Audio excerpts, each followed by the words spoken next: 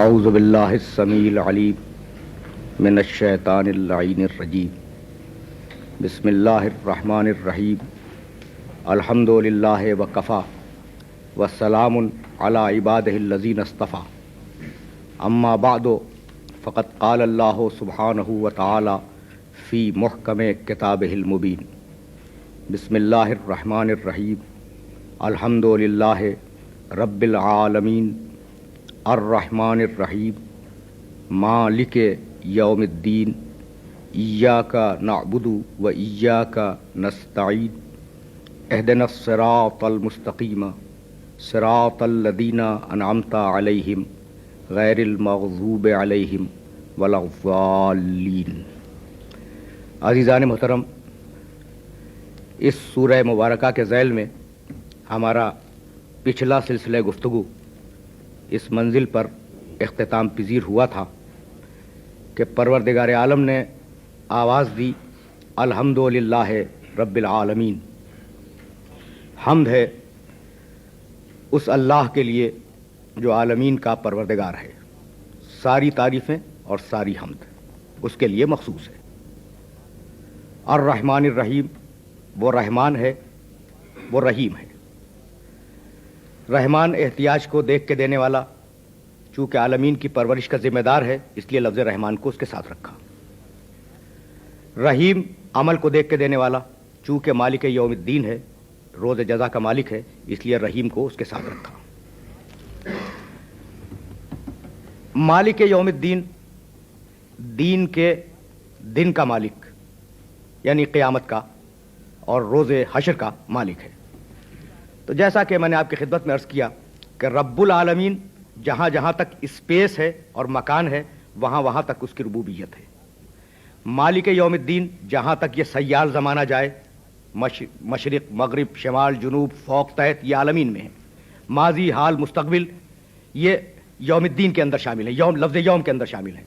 تو جہاں جہاں تک زمانہ جائے اس کی مالکیت ہے، اور جہاں جہاں تک مکان جائے اس کی ربوبیت ہے، یعنی زمان و مکان دونوں اس کے کنٹرول میں ہیں۔ اس منزل پر یہ بات نامناسب نہیں ہوگی کہ میں آپ کی خدمت میں عرض کروں کہ عرفاء نے یہ لکھا کہ کتابیں دو ہیں۔ بھئی کتاب کے معنی یہ ہے کہ انسان اپنے ما فی الضمیر کا اظہار کر دے، جو اس کے ذہن میں ہے وہ کتاب کے ذریعے دوسروں تک پہنچا دے۔ تو اب اگر وہ ما فی الضمیر تحریر کے ذریعے آ جائے وہ کتاب ہے، اگر پینٹنگ کے ذریعے آ جائے وہ کتاب ہے، اگر کسی اور ذریعے سے وہ ما فی الضمیر آپ واضح کر دیں تو وہ ہے کتاب۔ تو پروردگار عالم کی دو کتابیں ہیں، ایک ہے کتاب تدوین یعنی قرآن مجید، اور ایک ہے کتاب تکوین یعنی یہ پوری کائنات، یعنی ہر سیارے کا جو وسیع میدان ہے وہ اس کے ورق ہیں، ہر سمندر کی جو موج ہے وہ اس کی سطریں ہیں، ہر ذرہ ریگزار کا وہ اس کے نقطے ہیں۔ تو کتاب تکوین بھی ہے اور کتاب تدوین بھی ہے۔ کتاب تکوین سے مراد کائنات، کتاب تدوین سے مراد قرآن مجید۔ قرآن مجید کا جو آغاز ہے وہ ہے بسم اللہ الرحمن الرحیم، شروع کرتا ہوں میں اللہ کے نام سے، یا سہارا اللہ کے نام کا جو رحمان بھی ہے اور رحیم بھی ہے۔ تو آغاز اس کتاب کا، اللہ تو ذاتی نام ہے نا اس کا، ذاتی نام کے بعد جس صفت کو پروردگار عالم نے اس کتاب کے آغاز کے لیے منتخب کیا وہ ہے رحمانیت اور رحیمیت، یعنی قرآن مجید کا اور کتاب تدوین کا آغاز ہے رحمانیت سے۔ تو اب یہ جو کتاب تکوین ہے، یہ کائنات، اس کا آغاز کس شے سے ہے یا نہیں؟ قابل غور بات۔ بھئی قرآن کا آغاز اللہ کے ذاتی نام کو ہٹا لیں، لفظ اللہ کو، تو ذاتی نام کو ہٹانے کے بعد رحمان اور رحیم، تو آغاز کیا اس نے اپنی کتاب کا رحمانیت اور رحیمیت سے۔ تو اس کائنات کا جو آغاز کیا وہ کس شے سے کیا؟ تو مشہور سی بات ہے نا کہ پیغمبر اکرم صلی اللہ علیہ وآلہ وسلم نے ارشاد فرمایا کہ اول ما خلق اللہ نوری، سب سے پہلے اللہ نے میرے نور کو خلق کیا۔ تو بھائی جب قرآن مجید کا آغاز رحمت سے ہے تو پھر کائنات کا آغاز نور محمد سے کیوں ہے، رحمت سے کیوں نہیں ہے؟ تو اسی دن کے لیے تو سورہ انبیاء میں آواز دی تھی وما ارسلناک الا رحمتا للعالمین، حبیب ہم نے تمہیں عالمین کے لیے رحمت بنا کے بھیجا ہے۔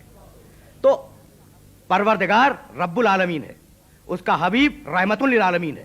تو اب میری اس بات کو قیامت تک کے لیے یاد رکھیے گا کہ جہاں جہاں تک عالمین جائے وہاں وہاں تک خدا کی ربوبیت بھی جائے اور محمد عربی کی رحمت بھی ساتھ میں جائے۔ تو یہ تو ہے اس کے حبیب کا اسپیس کے اوپر کنٹرول، مکان کے اوپر کنٹرول۔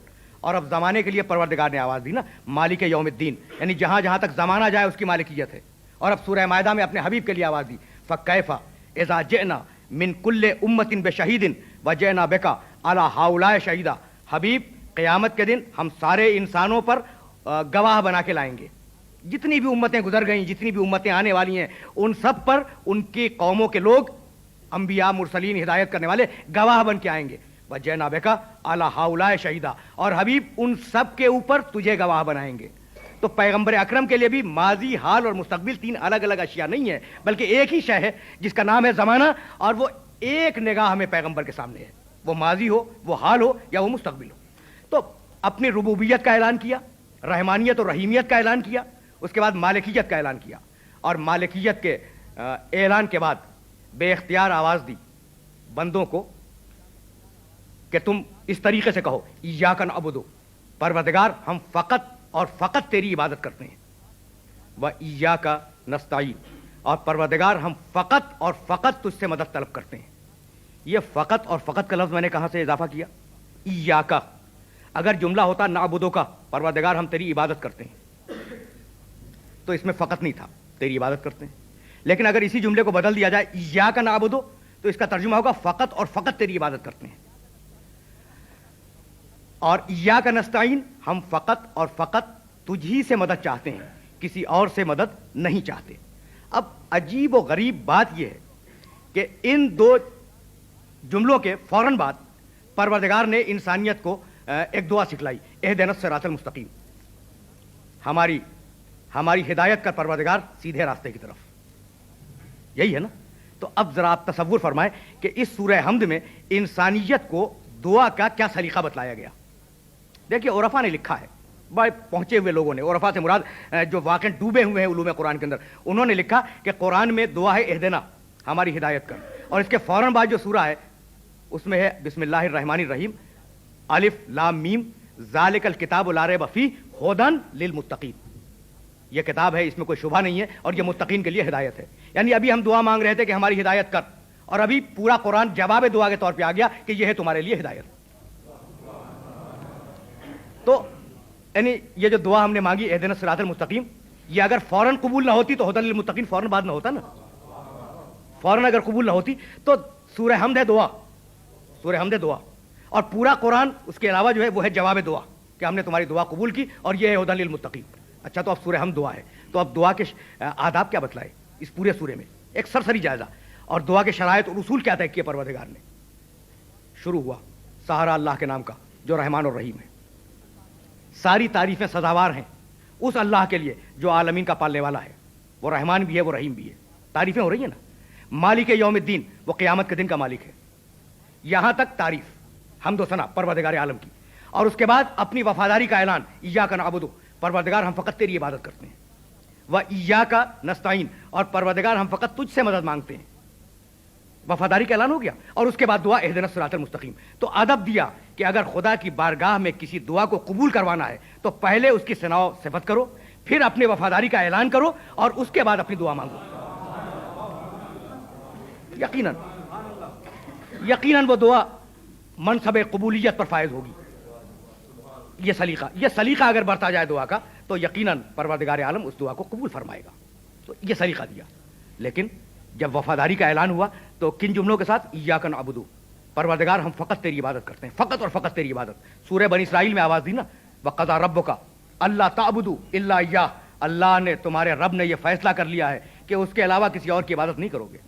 تو عبادت حق ہے فقط اور فقط پروردگار عالم کا، کسی اور کی عبادت نہیں ہو سکتی، نہ تلوار کی ہوگی، نہ اقتدار کی ہوگی، نہ سیف کی ہوگی، نہ قلم کی ہوگی، عبادت فقط اور فقط اللہ کی ہوگی۔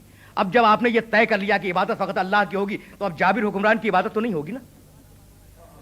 اب تلوار کے زور سے کوئی شخص بات کو منوانا چاہے تو اس کی بات تو نہیں مانی جائے گی نا، عبادت فقط اللہ کی، اور مدد فقط اللہ سے۔ دو الفاظ ہیں اور دونوں بڑے کلیدی ہیں، عبادت، استعانت، فقط اللہ کی عبادت اور فقط اللہ سے استعانت۔ اچھا، تو اب فقط اللہ سے استعانت ہے تو اب کیا ہم کسی اور سے استعانت طلب نہ کریں یا کسی اور کو وسیلہ قرار نہ دیں استعانت کے لیے؟ تو اگر ایاک نعبد سمجھ میں آ جائے تو خدا کی قسم ایاک نستعین خود بخود سمجھ میں آ جائے گا۔ یہ ایاک نعبد بہت کلیدی ہے، بہت ہی کلیدی ہے۔ عبادت فقط اللہ کی، بھئی اگر غیر اللہ کی آپ نے عبادت کی تو شرک ہوگا یا نہیں ہوگا؟ اور اس کے فوراً بعد کا جملہ ہے استعانت فقط اللہ سے، مدد فقط اللہ سے. تو اگر غیر اللہ سے مدد مانگے تو وہ شرک ہوگا یا نہیں ہوگا؟ تو اگر ایاک نعبدو سمجھ میں آ جائے تو ایاک نستعین خود سمجھ میں آ جائے گا. بھائی عبادت تو اب اللہ کی ہے نا. اور افضل ترین عبادت کیا ہے؟ نماز. افضل ترین عبادت ہے. اور نماز کا اعلان عام کیا ہے؟ اذان.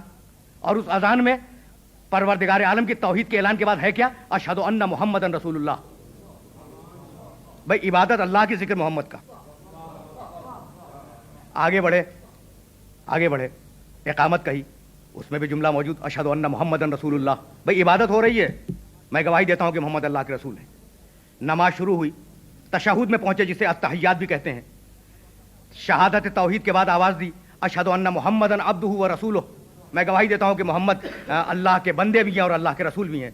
اور اس کے بعد فوراً درود پڑھی، اللہم صلی علی محمد و آل محمد، یا کسی اور جملے میں درود ادا کی. بھائی ذکر محمد مسلسل آ رہا ہے نا. اور ابھی بات گفتگو تمام نہیں ہوئی، بات ختم نہیں ہوئی، بے اختیار آواز دی السلام علیک ایھا النبی ورحمۃ اللہ وبرکاتہ. عبادت اللہ کی ہو رہی ہے. السلام علیک ایھا النبی ورحمۃ اللہ وبرکاتہ. نبی آپ پر ہمارا سلام ہو، اللہ کی آپ پر ہماری طرف سے رحمتیں نازل ہوں. تو بس کہنا یہی ہے کہ پروردگار عبادت فقط اور فقط تیری، اور اس عبادت میں ذکر محمد شامل ہے. تو اب دنیا ذکر محمد کو ایاک نعبدو سے نکال دے، ہم وسیلے کے طور پر محمد کو ایاک نستعین سے نکال دیں گے.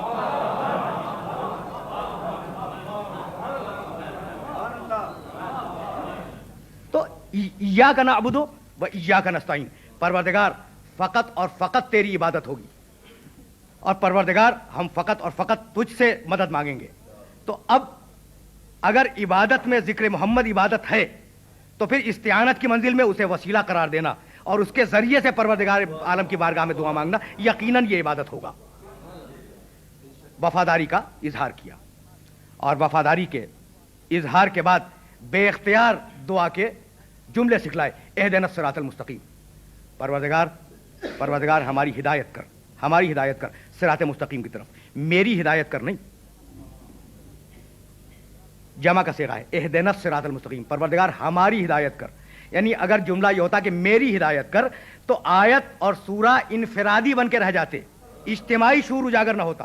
بھائی اگر ایک انسان کی ہدایت ہو بھی جائے تو گمراہی کے پورے جنگل میں وہ ٹمٹماتا ہوا دیا کیا کرے گا؟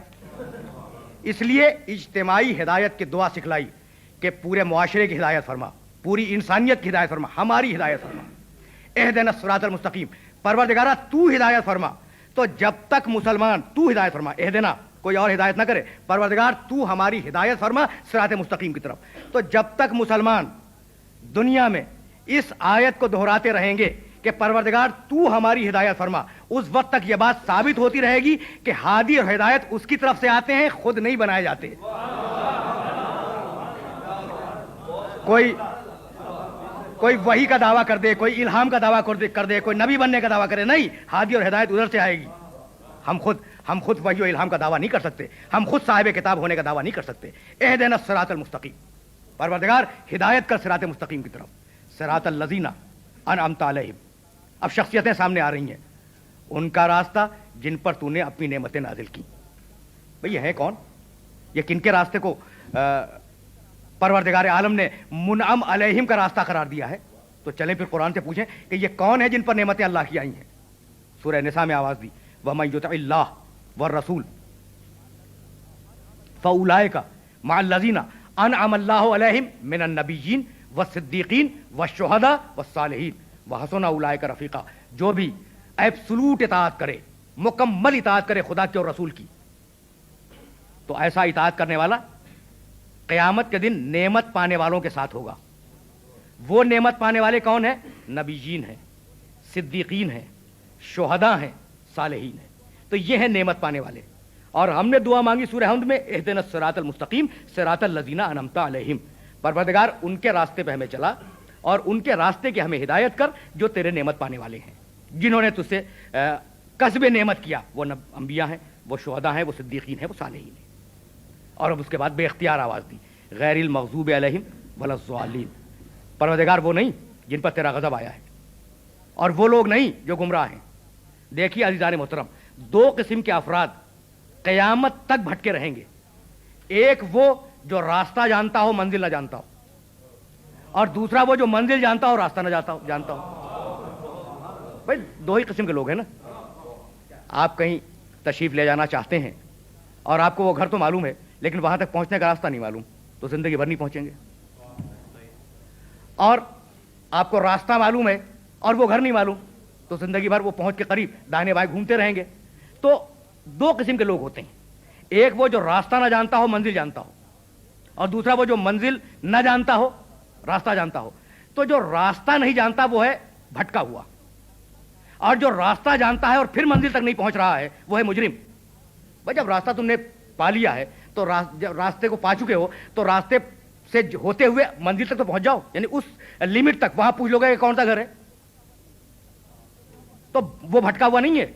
भटका हुआ वो है जो रास्ते को ना जानता हो, मंजिल को जानता हो लेकिन रास्ते को ना जानता हो, वो है भटका हुआ। और जो मंजिल को जाने और रास्ते को, जो मंजिल को ना जाने और रास्ते को जानता हो, वो भटका हुआ नहीं, वो मुजरिम है, इसलिए कि मंजिल को पहचान रहा है और उसे उस तक पहुंचने में बहुत आसानी होगी।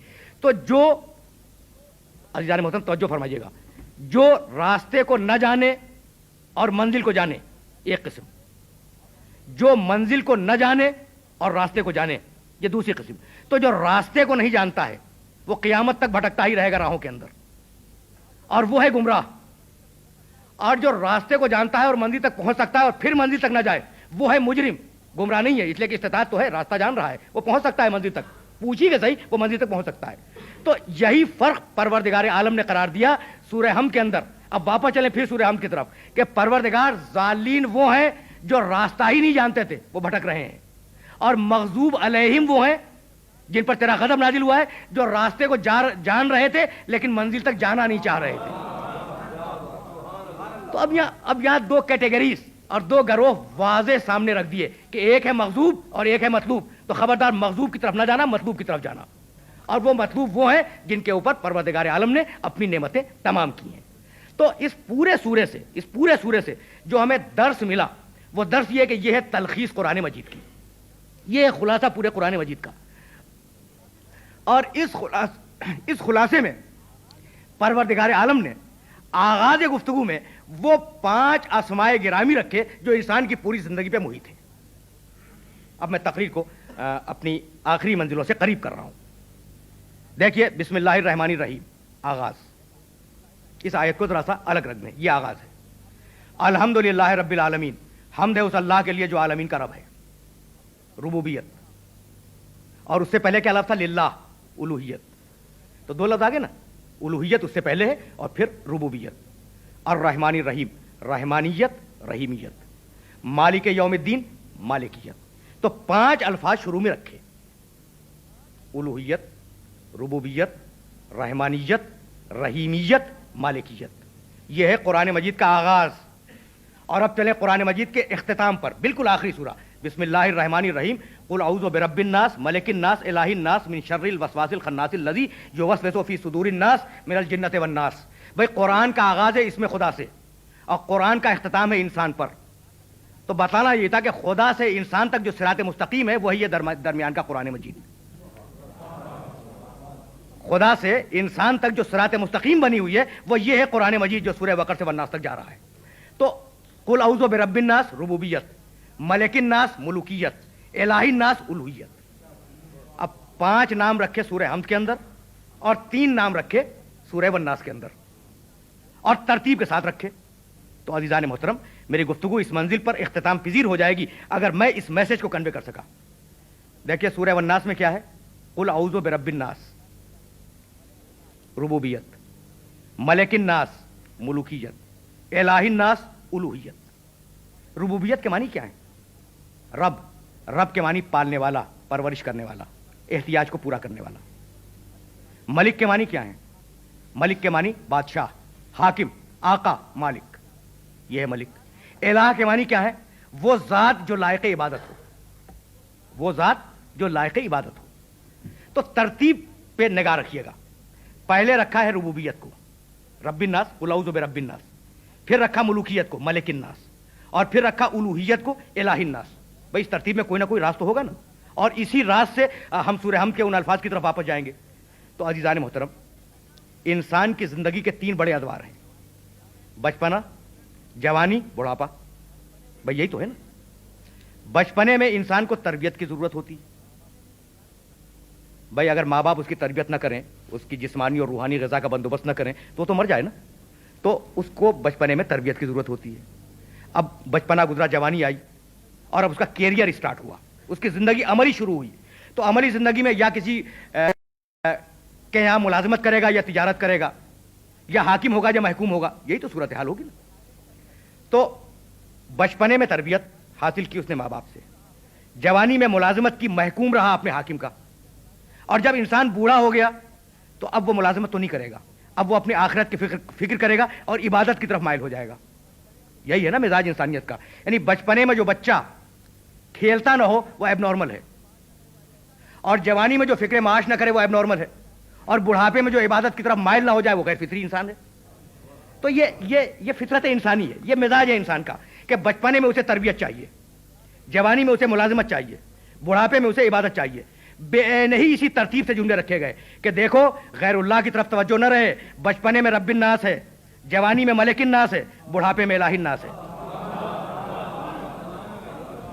यानी तुम्हारी पूरी जिंदगी पर उसकी हुक्मरानी है, और अपने किसी अमल को उससे हट के अंजाम देने की कोशिश न करना। अब वापस चलें सूरह हमद की तरफ कि उसमें जो तरतीब रखी गई वो तरतीब क्या है। अल्हम्दुलिल्लाह रब्बिल आलमीन, उलूहियत, रुबूबियत, अर्रहमानिर रहीम, रहमानियत, रहीमियत, मालिक यौमिद्दीन, मालिकियत। अब 5 नाम दिए हैं ना अपने उसने, और 5 अपने औसाफ गिनाए हैं। अब इनके अंदर राज क्या रखा परवरदिगार आलम ने? तो इसमें राज ये रखा कि मैं अल्लाह हूं, मैं खालिक मैं हूं तुम्हारा, और जब मैं तुम्हारा खालिक हूं तो तुम्हारी परवरिश की जिम्मेदारी मेरी है। अब उलूहियत से बात रुबूबियत की तरफ गई, और जब तुम्हारी परवरिश की जिम्मेदारी मेरी है तो मैं एक एक की एहतियाज को देख के दूंगा, रहमानियत। और जब क़यामत के अंदर आओगे तो अब वहां एक एक को देने वाला नहीं हूं, अब मैं अमल को देखने के बाद देने वाला हूं, रहीमियत। और ये ना समझोगे किसी और से ले लोगे, मालिक यौमिद्दीन मैं हूं, मालिकियत। तो परवरदिगार आलम ने इस पूरे सूरह हमद के अंदर इस बात को पेश किया कि इंसान की पूरी जिंदगी परवरदिगार आलम की इबादत और इताअत में बसर होनी चाहिए। अगर मेरा यह पैगाम मेरे मुअज़्ज़ज़ सुनने वालों तक पहुंच गया तो नागुज़ीर है कि मैं चंद जुमले इस सिलसिले में अर्ज करूं। देखिए, इबादत अल्लाह की अभी तय हुआ है, इय्याका नअबुदु व इय्याका नस्तईन, इबादत फ़कत तेरी, किसी और की इबादत नहीं होगी। जब इबादत परवरदिगार आलम की है तो क्या तरीक़े इबादत आप मुअय्यन फरमाएंगे? एक सवाल है। जब इबादत परवरदिगार आलम की करनी है तो क्या तरीक़े इबादत हम खुद मुअय्यन कर लें कि जिस तरीके से चाहे इबादत कर लें? नहीं, अगर इबादत उसकी है तो फिर तरीक़े इबादत भी वही मुअय्यन करेगा। जैसा कि कुरान मजीद में इसका जिक्र है कि भाई ये बुत को जो पूज रहे हैं तो इनसे पूछो कि ये बुत को क्यों पूज रहे हैं। सूरह ज़ुमर, ये बुत को क्यों पूज रहे हैं? तो वो ये कहेंगे कि मा नाबुदुहुम इल्ला लियुक़र्रिबूना इलल्लाहि ज़ुल्फ़ा, हम तो इबादत बुतों की इसलिए कर रहे हैं कि ये हमें अल्लाह तक पहुंचा दें। यानी बुतों के पास, बुत परस्तों के पास भी आर्गूमेंट है, बगैर दलील के वो बात नहीं कर रहे हैं। यानी वो उसे खुदा नहीं समझ रहे हैं, वो उसे खुदा नहीं समझ रहे हैं, वो उसे वसीला समझ रहे हैं अल्लाह तक पहुंचाने का। तो मेरी इस बात को हमेशा के लिए याद रखिएगा कि इंसान अगर अपनी तरफ से वसीला बना ले तो वो है शिर्क, और अगर उसकी तरफ से भेजे हुए को वसीला बनाए तो वो ऐन इबादत। तो अगर इबादत उसकी है, अगर इबादत उसकी है तो तरीक़े इबादत को मुअय्यन करना भी उसी का इख्तियार होगा। कुरान मजीद ने आवाज़ दी, व रब्बुका यख़्लुक़ु मा यशाअ व यख्तार, सुनो तुम्हारा रब जो चाहता है खल्क़ करता है और जो चीज़ चाहता है इख्तियार कर लेता है। मा कान लहुमुल ख़ियरा, किसी इंसान को इख्तियार करने का कोई हक़ नहीं है। तो तरीक़े इबादत को मुअय्यन करने का हक़ किसी इंसान को नहीं है, तरीक़े इबादत भी वही मुअय्यन करके बतलाएगा। तो परवरदिगार आलम ने जिन इंसानों को अपने इख्तियारात और अपनी तरफ से मनसब हिदायत पर फायज किया, उन इंसानों का इत्तिबा और उन इंसानों की इताअत बेऐन ही परवरदिगार आलम का इत्तिबा है और बेऐन ही परवरदिगार आलम की इताअत है। व आखिर दावाना अनिल हम्दुलिल्लाहि रब्बिल आलमीन।